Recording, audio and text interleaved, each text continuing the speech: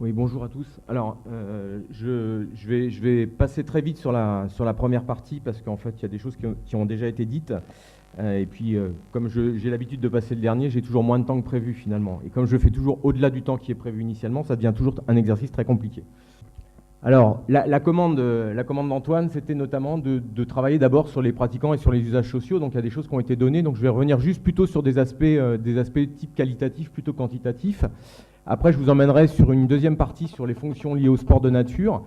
Et puis une troisième partie sur finalement sport de nature, action publique et les enjeux relatifs à la planification. Et je vais essayer de rebondir finalement sur ce qui s'est un peu dit toute la journée. Alors, je ne vous promets pas que ça va être merveilleux, mais en tout cas, j'ai essayé de construire l'intervention de la sorte.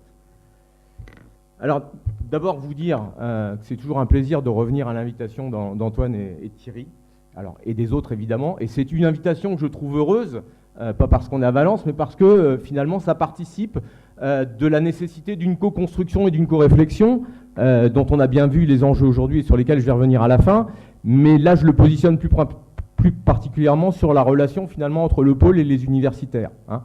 Il y a souvent eu des histoires de culture, je vais revenir sur ces notions de culture qui n'étaient pas d'accord, les uns étant meilleurs que les autres, etc. Je pense que c'est vraiment des débats qui sont complètement dépassés et les enjeux sont tellement importants sur les sports de nature qu'il faut vraiment dépasser ce cadre-là. Et je trouve que effectivement l'initiative d'aujourd'hui est plus qu'heureuse. Alors c'est une intervention bien évidemment qui prévent, c'est pas du tout pratique d'intervenir comme ça, qui ne prétend pas l'exhaustivité, hein. Absolument pas une démonstration académique. Moi, ce qui m'intéresse, c'est plutôt le porter à connaissance. J'ai bien aimé ce terme-là, je ne le connaissais pas, donc je l'ai remis dans la présentation. Est-ce que je bouge beaucoup? Voilà. Donc, ce que je vais vous présenter, c'est des choses qui sont très à des travaux, à mes propres travaux de recherche, mais aussi à des travaux de collègues, hein, puisqu'évidemment, on se lit les uns les autres. C'est sur des approches qui relèvent de la sociologie. Alors, de la sociologie des pratiques, vous n'en verrez pas beaucoup finalement.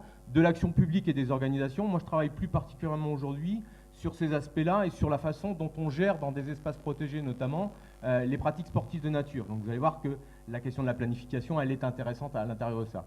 Et puis vous dire que dans le côté universitaire, entre finalement la sociologie et le juridique, le droit, le sociologue observe, on me l'a régulièrement dit, les juristes qualifient. Donc Frédéric, effectivement, aujourd'hui, je vais essayer au mieux d'observer ce qui se passe. Alors, tout d'abord, très rapidement, pour vous dire, alors je vous ai mis deux exemples, hein, il n'y a pas que ça, que les sports de nature, finalement, c'est absolument pas nouveau, hein. Alors, sur l'histoire, en tout cas, il n'y a qu'à regarder l'histoire culturelle des alpinismes, c'est 1870.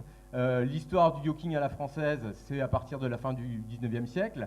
Donc effectivement, c'est des pratiques auxquelles on est très habitué. Il y a tout un tas de travaux d'historiens sur ces questions-là. Ce qu'on constate, et c'est le point que je veux retenir sur ces aspects historiques, c'est que finalement, à l'origine, ce sont des pratiques socialement très élitistes, hein.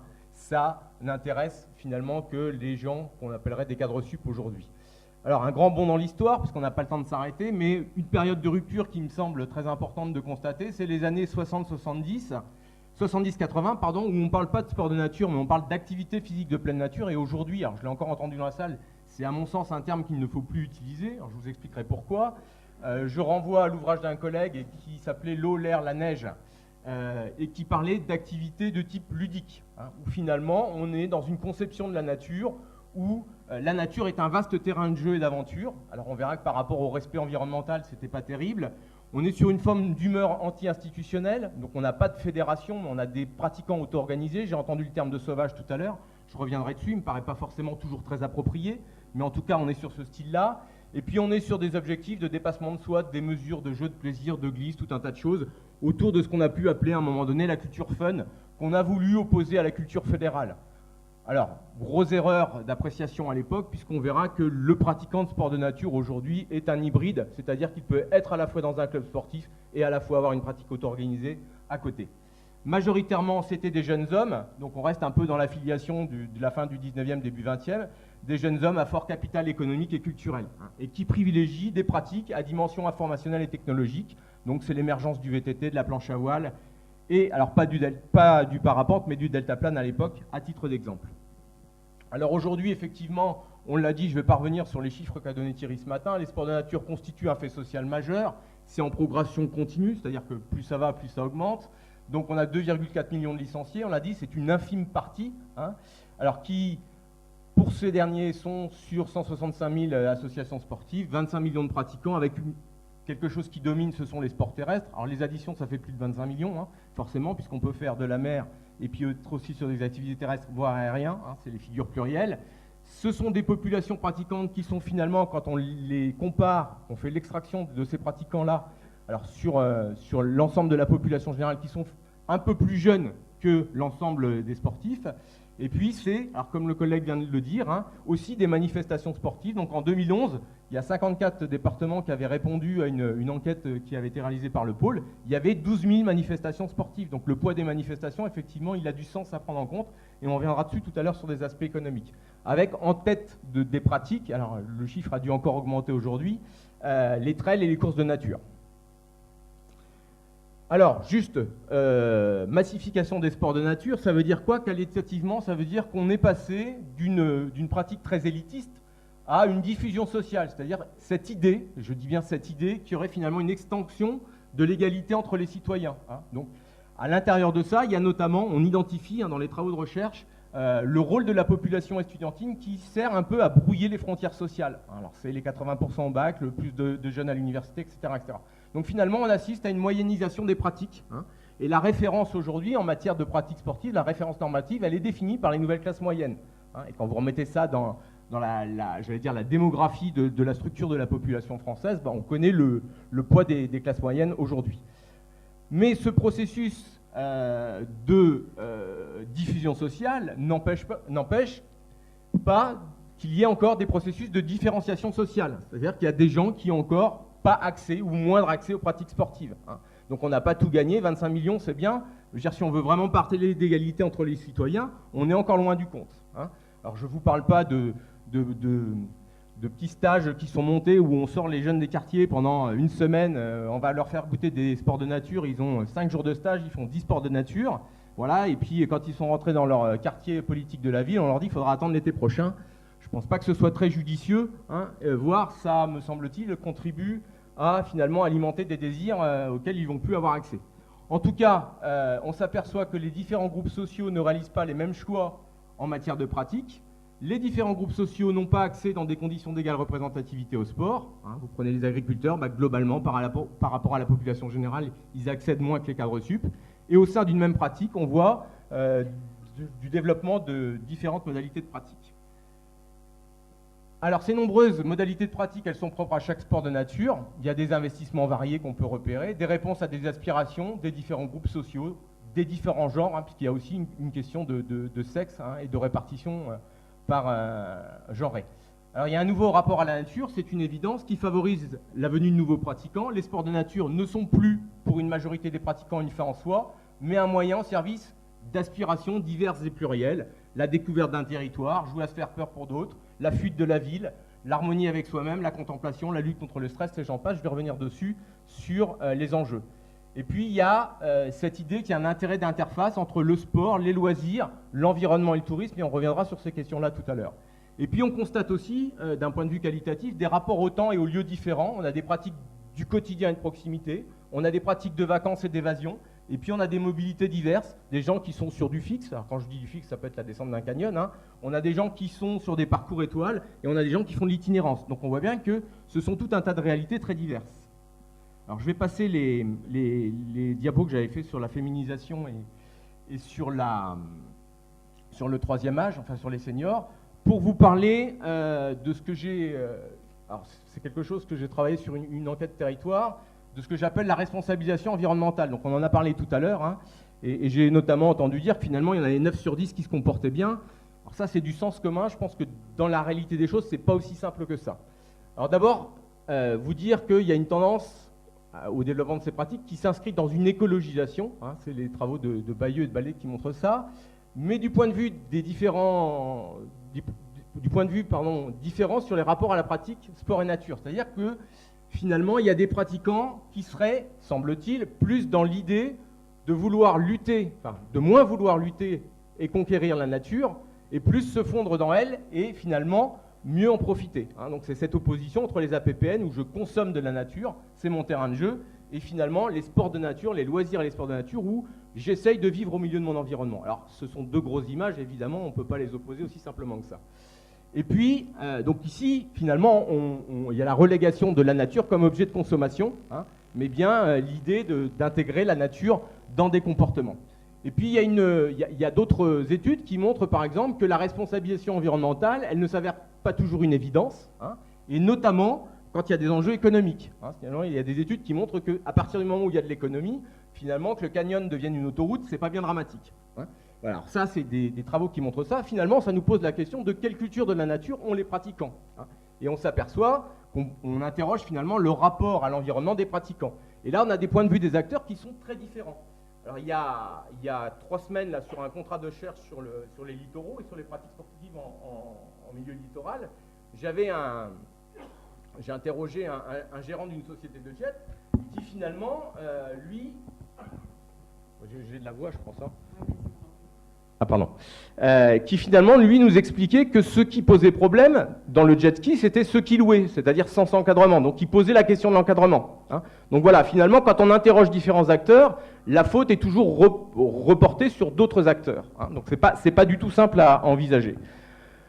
En tout cas, sur une étude auprès de 150 pratiquants, alors ici, vous n'avez que des usagers non motorisés, qui, pour 90% d'entre eux, je ne vous ai pas mis tous les résultats, se déclarent prêts finalement à arrêter leur pratique si, dans un espace sur lequel on va poser des mesures, on va interdire leur activité. Voilà.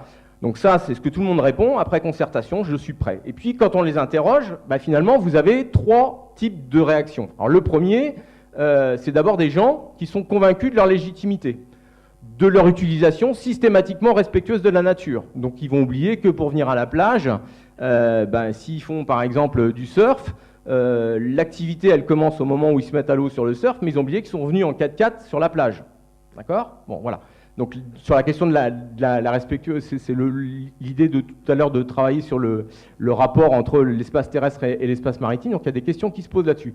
Donc ils ont une idée respectueuse de la nature et ils ont une faible perception finalement d'une menace de restriction de liberté. Hein. Ils pensent que globalement, finalement, c'est ce que nous dit le feu vert, il n'y a aucune menace sur ma pratique sportive car elle n'a aucun impact, elle ne sera jamais réglementée. Vous avez des usagers dont, quand ils sont sur un espace protégé, ont une faible connaissance ou une connaissance floue de l'espace. Hein. C'est-à-dire que la question, c'est pas je veux contourner la loi, mais finalement je suis sur un espace protégé et je ne le sais pas. Hein. Ou je ne sais pas dans cet espace protégé quelles sont les règles applicables à ma pratique. Et qu'il a, alors là c'était sur le secteur de Scandola et des Agriades, donc Scandola c'est notamment une réserve UNESCO, et qui sont prêts à braver les interdictions si les résultats de la concertation ne leur sont pas favorables. Ils sont 68%. Donc il vous dit, alors je vois très mal là du coup, je serai prêt à continuer mon activité sportive tout en respectant la nature. Donc il vous dit bien qu'il va avoir des comportements qui continueront à être respectueux, même si le lieu devient interdit. Et puis vous en avez certains qui ont déjà franchi et qui sont passés à l'acte, notamment ce pratiquant qui nous dit, alors c'est un surfeur, le conservatoire du littoral a aménagé cette plage, c'est du grand n'importe quoi, on ne respecte pas les pratiquants de toujours, je vais continuer à faire comme avant. Voilà, donc ça vous donne un peu une idée. Alors, pour continuer à caractériser, et notamment par rapport à ce qui a été dit ce matin sur les ESI et le fait de les rentrer dans le reste, on s'aperçoit qu'on est sur des pratiques qui évoluent à coup d'innovation. Alors c'est vrai sur le matériel, avec l'apparition de nouvelles pratiques. Comment on fait pour prendre le Jet-Fly? Est-ce qu'on le prend, est-ce qu'on ne le prend pas? En tout cas, c'est des questions qui se posent. Pour vous dire, chez moi sur le littoral, il y a 3 ans, il y avait une société, aujourd'hui il y en a 15. Donc c'est quelque chose qui se développe. Alors peut-être que ça va durer que 2-3 ans, j'en sais rien, mais en tout cas, ça se développe. Des technologies qui sont omniprésentes dans la pratique, des pratiquants qui sont hyper connectés. Alors là, par exemple, c'est mon dernier circuit, je vais faire mon trail, je mets ma montre en route et quand j'arrive, je mets ça sur l'ordinateur. Et puis alors, comme je ne suis pas encore à la retraite comme Pierre-Paul, mais que je suis déjà un vieux, je ne le mets pas sur Facebook pour organiser la compétitivité avec les autres, mais il y en a plein qui le font. Et puis, effectivement, des espaces sites et itinéraires qui ont tendance, alors ils ne sont pas trop itinéraires, ils sont plutôt espaces et sites, qui ont tendance à s'artificialiser. On a tout un tas d'exemples où on va juste, alors je vous ai mis quelques belles vidéos, où on va même aujourd'hui vous créer au Pays Basque des vagues de surf dans l'intérieur du pays. Assez surprenant. Alors deuxième partie de l'intervention, les fonctions des sports de nature. Alors ça renvoie un petit peu aux 10 fonctions que tu as appelé, je ne sais plus si tu as dit marketing ou je ne sais plus comment tu as dit ce matin. Voilà, alors moi je ne suis pas rentré là-dessus. Les fonctions, pour moi, il y en a plusieurs. D'abord, il y a une fonction intégrative et sociopolitique. Donc le support, c'est globalement l'organisation fédérale de la Fédé au club, avec une très forte présence de l'État qui est liée finalement à l'histoire. Et l'objectif, c'est d'intégrer le plus grand nombre de citoyens pour le haut niveau, et à mon avis, ça reste une priorité, au-delà des discours. Alors je sais, ça ne fait pas toujours plaisir, mais en tout cas, c'est une réalité. Et puis pour le lien social et le climat, alors ça renvoie à quelques réalités, c'est les 2,4 millions de licenciés dont on a parlé tout à l'heure, c'est 2912 athlètes de haut niveau, c'est des pôles, c'est de nombreux titres internationaux. Alors si j'ai oublié quelques pratiques, vous m'excuserez, mais celles qui me viennent tout de suite à l'esprit parce que c'est redondant d'une compétition sur l'autre, c'est le VTT, c'est le ski et le snow, et c'est le canoë-kayak. Je sais que je ne pouvais pas oublier cette dernière discipline, sinon je repartais avec un coup de pied dans le derrière. La fonction éducative, dont le support principal identifié est l'institution scolaire. Ici, l'objectif, c'est la logique de démocratisation, c'est l'accessibilité à tous les élèves, scolarisés, y compris les élèves handicapés. En 2004, Frédéric Barzac nous parlait de marginalisation dans cet espace institutionnel des sports de nature. Et je constate en 2015, donc c'est une enquête qui a été conduite notamment par le pôle, qu'on est toujours sur cette idée de marginalisation, puisque finalement, dans les programmes d'éducation physique et sportive, il n'y a que 9% de sports de nature qui sont mobilisés. C'est un petit peu mieux sur les associations UNSS, avec 11%. En tout cas, on est loin du compte. Pourtant, on observe sur les territoires des stratégies autour de culture sport de nature, avec des classes montagnes, des sections sportives, il y en a 500, des labellisations sport de nature diverses et variées.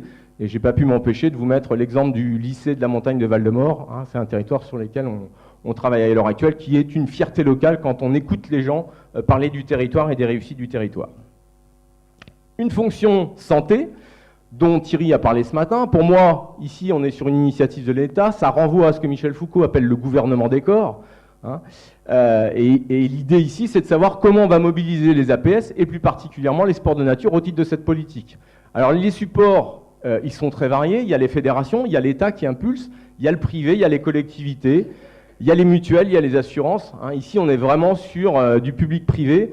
L'objectif, c'est de travailler sur la notion de capital santé, qu'il s'agisse, selon les uns ou les autres, de constituer, de conserver ou de restaurer. On n'a pas tous la même filiation à la santé à travers le corps.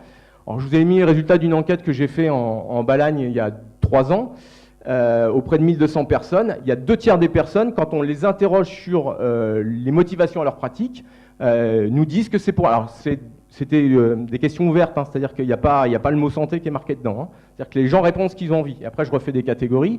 2/3 nous disent que c'est santé, bien-être et hygiène.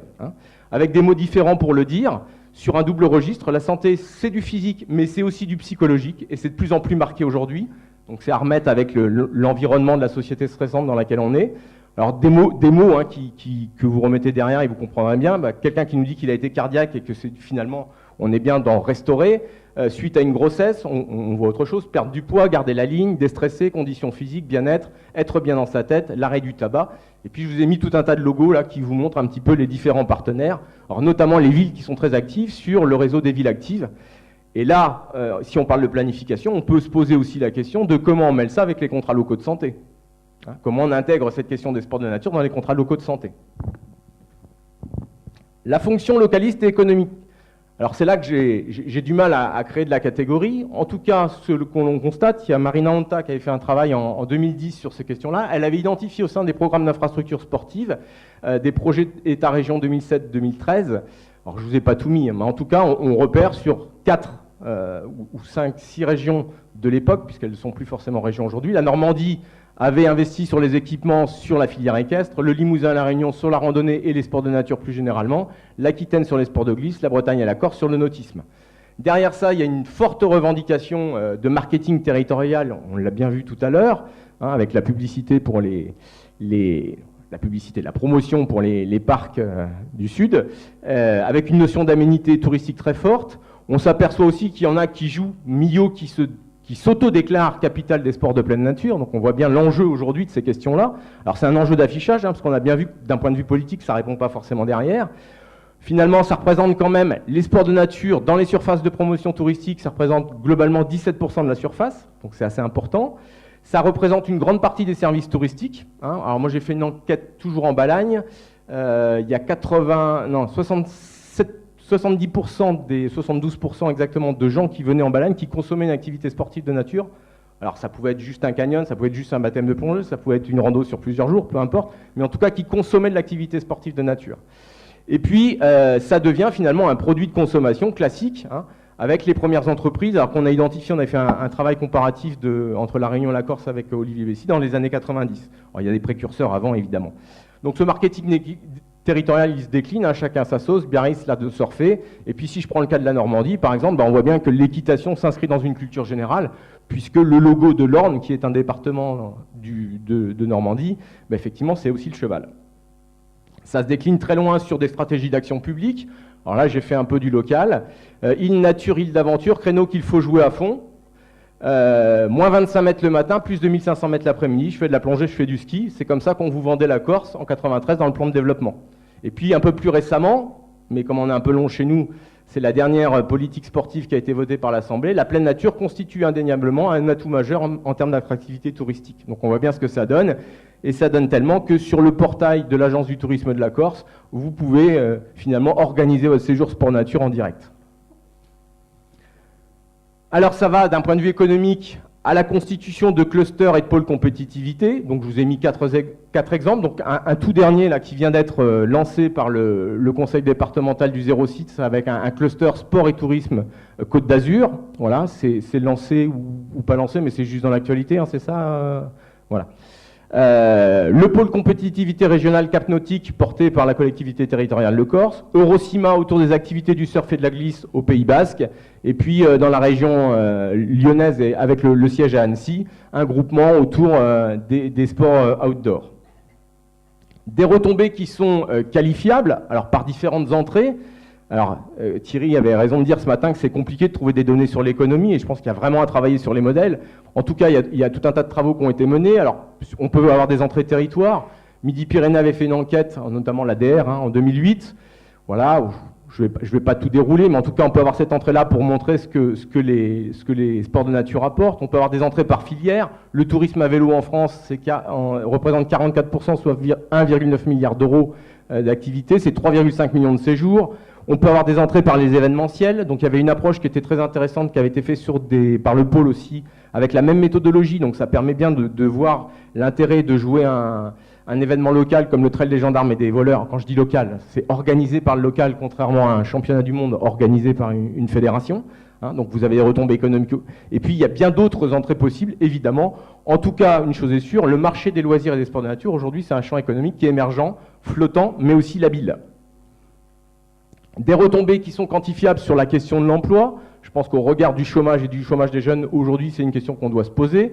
Donc 50 000 éducateurs sportifs sur les sports de nature, Thierry en a parlé ce matin. Il y en a 37% qui vivent exclusivement de cette activité, ce qui pose la question de la polyactivité, alors en termes de sport ou pas de sport d'ailleurs. C'est un métier, quand on rentre dans les aspects plus qualitatif, qui est un métier passion. Hein. Alors, vous avez notamment les travaux de Chifflet qui le montrent sur les moniteurs, c'est pas en montage, hein, mais c'est en montagne. Gilbert et Slimani trouvent la même chose sur alors c'est sur le Vercors les premiers. Le deuxième, c'est sur la côte atlantique. C'était aussi des enquêtes qui étaient liées à la direction régionale Aquitaine sur les activités nautiques. Il y a Favre qui trouve la même chose sur les moniteurs de plongée. Moi, j'ai trouvé la même chose sur les saisonniers en général des sports de nature en Corse.